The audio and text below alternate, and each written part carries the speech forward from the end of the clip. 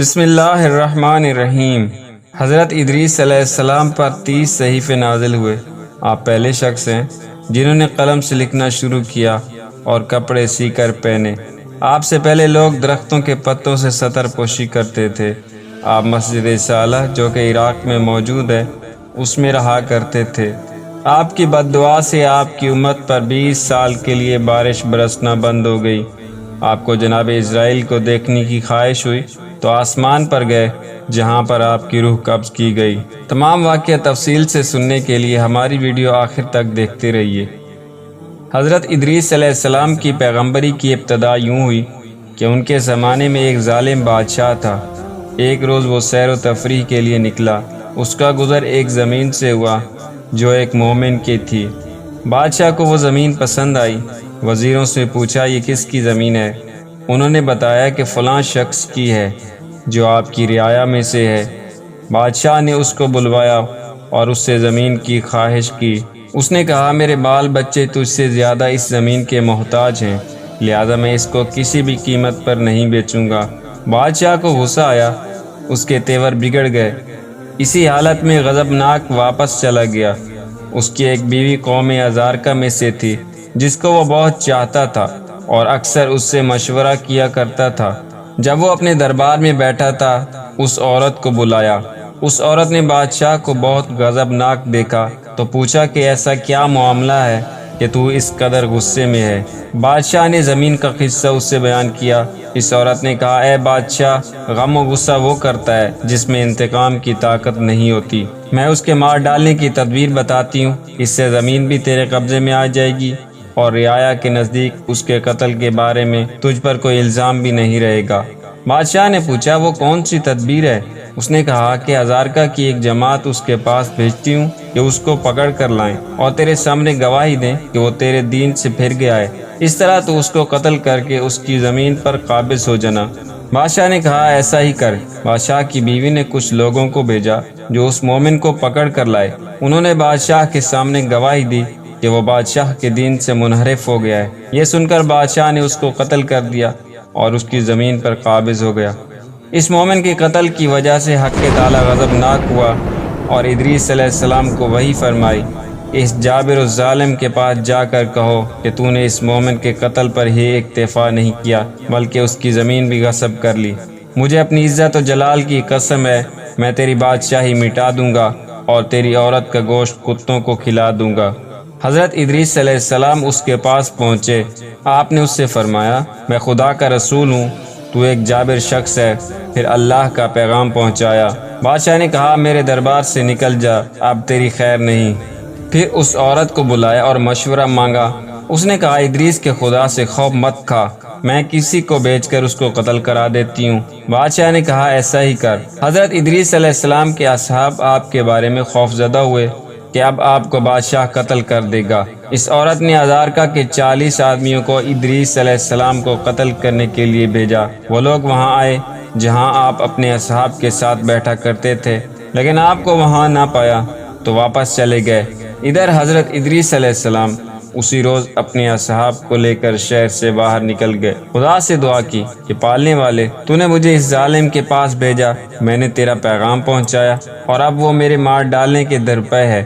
خدا نے وحی فرمائی کہ مجھے اپنی عزت کی قسم میں اپنا حکم اس پر جاری کروں گا۔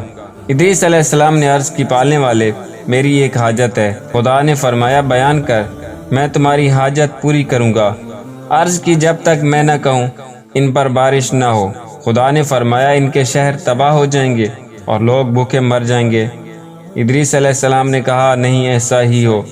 اللہ تعالیٰ نے فرمایا اچھا منظور ہے، جب تک تم دعا نہ کرو گے ان کے لیے بارش نہ ہوگی۔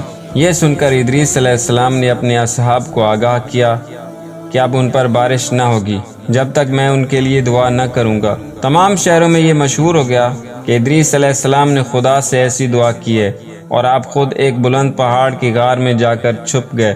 اب ہر روز دن کو روزہ رکھتے، شام کو فرشتہ ان کے لیے کھانا لے کر آتا۔ ادھر خدا نے اس بادشاہ کی حکومت برباد کر دی، وہ قتل کر دیا گیا اور اس کی عورت کا گوشت کتوں نے کھایا، اس لیے کہ اس مومن پر اس نے ظلم کیا تھا۔ پھر اس شہر میں ایک دوسرا ظالم بادشاہ آیا۔ اسی طرح 20 سال گزر گئے۔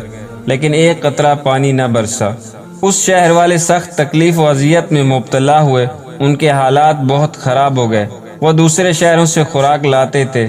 جب وہ لوگ تباہ حال ہو گئے تو انہوں نے آپس میں مشورہ کیا کہ یہ بلا جو ہم پر نازل ہوئی ہے اس سبب سے ہے کہ ادریس علیہ السلام نے خدا سے دعا کی ہے کہ جب تک وہ نہ چاہیں آسمان سے بارش نہ ہوگی، اور وہ ہم سے چھپ گئے ہیں۔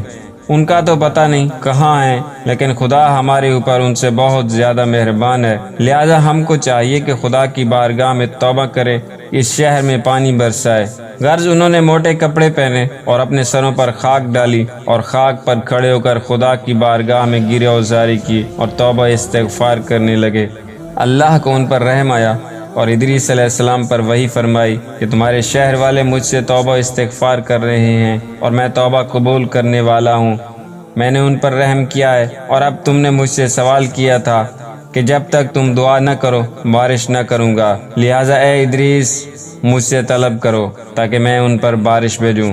ادریس علیہ السلام نے عرض کی، نہیں پالنے والے، میں بارش کی دعا نہیں کروں گا۔ اللہ تعالیٰ نے دوبارہ کہا کہ دعا کرو تاکہ میں بارش کروں۔ ادریس علیہ السلام نے پھر انکار کیا تو اللہ تعالیٰ نے اس فرشتے کو وحی کی جو ان پر کھانا لے جانے کے لیے مقرر تھا کہ ادریس علیہ السلام کے لیے کھانا نہ لے جائے۔ جب شام ہو گئی اور کھانا نہیں پہنچا تو ادریس علیہ السلام بھوک سے بے چین ہوئے، لیکن صبر کیا۔ دوسرے روز پھر کھانا نہیں آیا تو ان کی بھوک اور تکلیف اور زیادہ ہوئی۔ تیسرے روز بھی جب کھانا نہ ملا تو ان کی بے چینی بہت زیادہ ہوئی اور صبر نہ ہو سکا۔ خدا کی بارگاہ میں مناجات کی، پالنے والے میرے جسم سے جان نکلنے والی ہے اور تو نے میری روزی بند کر دی۔ تو خدا نے وہی فرمائی کہ اے ادریس، 3 روز کھانا نہ ملنے سے فریاد کرنے لگے، لیکن اپنے شہر والوں کی بھوک اور تکلیف کی کوئی خبر نہیں۔ 20 سال سے تم کو کوئی پرواہ نہیں ہوئی۔ میں نے ان پر رحم کیا اور میں نے خواہش کی کہ تم بارش کی دعا کرو تاکہ میں ان کے لیے پانی برساؤں، لیکن تم نے دعا کرنے سے بخل کیا، اس لیے میں نے تم کو بھوک کا مزہ چکھایا جس سے تم کو صبر نہ ہو سکا اور فریاد کرنے لگے۔ اب غار سے باہر نکلو اور اپنی روزی تلاش کرو، میں نے تم کو تمہارے حال پر چھوڑ دیا۔ یہ سن کر حضرت ادریس علیہ السلام پہاڑ سے نیچے آئے تاکہ کہیں سے کچھ کھانے کو ملے۔ شہر کے قریب پہنچے تو ایک گھر سے دھواں نکلتے دکھائی دیا۔ وہاں پہنچے تو دیکھا کہ ایک ضعیفہ نے 2 روٹیاں پکائی ہوئی ہیں اور آگ پر سینک رہی ہے۔ اس سے فرمایا کہ مجھے کھانا دو، میں بھوک سے مر رہا ہوں۔ اس عورت نے کہا، اے بندہ خدا، ادریس کی بد دعا نے ہمارے پاس اتنا نہیں رہنے دیا کہ کسی اور کو کھلائیں، اور قسم کھائی کہ ان 2 روٹیوں کے سوا اور کچھ نہیں ہے۔ جاؤ اس شہر کے علاوہ کسی اور شہر میں روزی تلاش کرو۔ ادریس علیہ السلام نے کہا، تمہارا لڑکا چھوٹا ہے، اس کے لیے آدھی روٹی کافی ہوگی، آدھی میرے لیے کافی ہے، جس کے سبب زندہ رہ جاؤں گا۔ عورت نے اپنے حصے کی روٹی کھا لی اور دوسری روٹی ادریس علیہ السلام اور لڑکے میں تقسیم کر دی۔ لڑکے نے جب دیکھا کہ ادریس علیہ السلام اس کی حصے کی روٹی کھا رہے ہیں، وہ رونے لگا اور اس قدر رویا کہ مر گیا۔ عورت بولی کہ اے شخص، تو نے میرے بیٹے کو مار ڈالا۔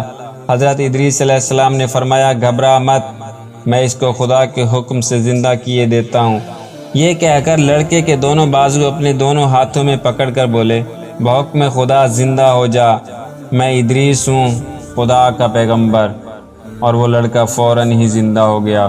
عورت نے جو یہ دیکھا بولی، میں گواہی دیتی ہوں کہ آپ اللہ کے نبی ہیں، اور باہر نکل کر شور مچانے لگی کہ شہر والوں مبارک ہو، ادریس علیہ السلام تم میں واپس آ گئے۔ آپ ایک میلے میں پہنچے جہاں شہر والوں کا ایک گروہ ان کے پاس آیا اور کہا، 20 سال میں آپ کو ہم پر رحم نہ آیا کہ ایسی تکلیف و مصیبت میں مبتلا ہیں اور بھوک سے مر رہے ہیں، لہذا دعا کیجئے خدا بارش کرے۔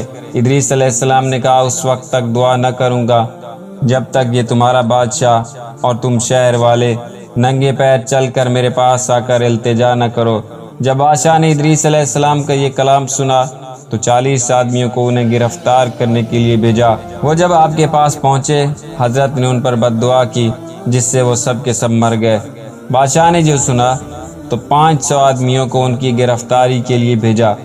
انہوں نے آ کر کہا، ہم اس لیے آئے ہیں کہ آپ کو بادشاہ کے پاس لے جائیں۔ ادریس علیہ السلام نے فرمایا، ان 40 آدمیوں کو دیکھو جو تم سے پہلے مجھے لے جانے کے لیے آئے تھے، یہ کس طرح مرے پڑے ہیں۔ وہ لوگ بادشاہ کے پاس واپس لوٹ گئے، وہاں کا حال بیان کیا اور التجا کی کہ وہ شہر والوں کے ساتھ مل کر ان کے پاس جائے۔ بادشاہ اور رعایا سب مل کر ادریس علیہ السلام کے پاس آئے اور التجا کی کہ بارش کی دعا کریں۔ ادریس علیہ السلام نے منظور کیا اور خدا سے بارش کی دعا کی۔ اسی وقت آسمان پر بادل آئے اور بارش شروع ہوئی، اور اس حد تک پانی برسا کہ ان کو غرق ہونے کا گمان پیدا ہو گیا۔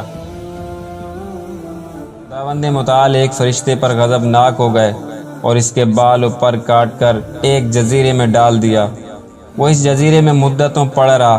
جب خدا نے حضرت ادریس علیہ السلام کو مبعوث فرمایا، وہ فرشتہ حضرت کے پاس آیا اور التجا کی کہ خدا سے دعا کریں، وہ اس سے راضی ہو جائے اور بال و پر عطا فرمائے۔